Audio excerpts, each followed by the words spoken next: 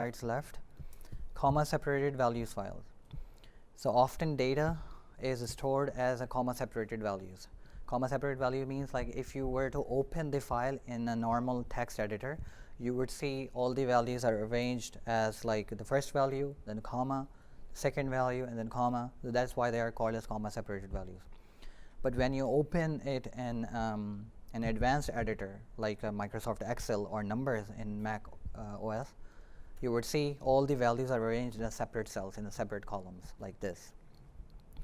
Okay, so the convenient text representation of this data is a comma separated values. So each column is separated by a comma, and rows are considered as new lines. So this is the normal file. If you were to open this file in a simple text editor, it would look like this. But if you open it in an Excel or some other advanced format, it would read it like this.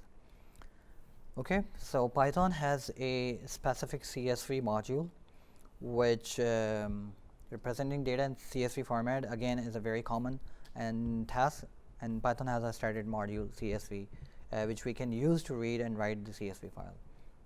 Okay, so CSV.reader is read the CSV file contents. So we have to use the import method. If we are using any function in CSV, we have to use the we have to first import the CSV module, and then with the help of this line open csv-data.csv. Again, it has to be placed in the same directory. Once you open it, you can perform the read write operations. So here I'm specifying the delimiter here. So it might be possible that you can use another format of file, but you have to specify delimiter. So the example that we have just seen, the values were separated by comma. It might be possible that the values might be separated with a tab key, like one first value, then when you press the tab it gives some space, and then another value, and then so that is called the tab delimited values. Okay. Alright, so this is the way we can read the CSV files, and then whatever we want to do we can perform. It returns the contents in the form of a list again. So when you iterate through this grade_reader object, which is a list, it will give row by row data. Okay, and again you can use the same thing with the help of with method. You do not need to close the file at the end, and it will automatically do the same thing. So when you run this code, if you are running this file, it would actually run every single line and as a list. So every row is considered as a list, and all the columns are in that row is considered as separate elements.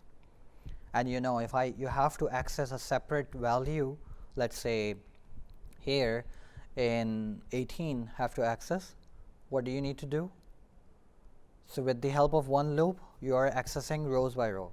Okay, if you have to access specific element, you need to have a separate nested loop, okay, which will help you access all the values one by one. Agree? Any question here? So CSV writer method, again, suppose we have to write these two rows in the same file that we have just seen. So you have to arrange the data in the form of a row first.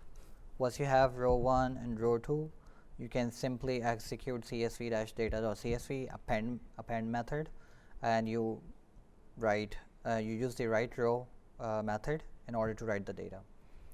And you have to use the append method because you would want to append the data, not overwrite the data.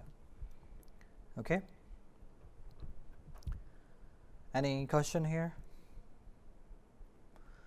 Alright, so Python includes by default a collection of modules that can be imported into new programs.